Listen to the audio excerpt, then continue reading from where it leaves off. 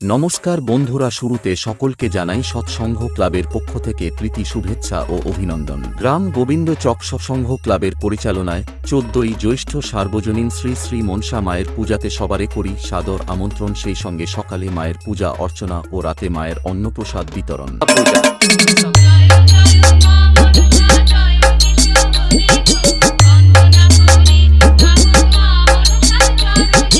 সেই সঙ্গে 15ই জ্যৈষ্ঠ সকালে খেলাধুলা ও ক্রীড়া প্রতিযোগিতা ও রাত 9 ঘটিকায় নৃত্য ঝঙ্কার ও 16ই জ্যৈষ্ঠ ছেলে মেয়েদেরকে নাচাতে আসছে নদিয়া থেকে নন্দিনী ড্যান্স গ্রুপ।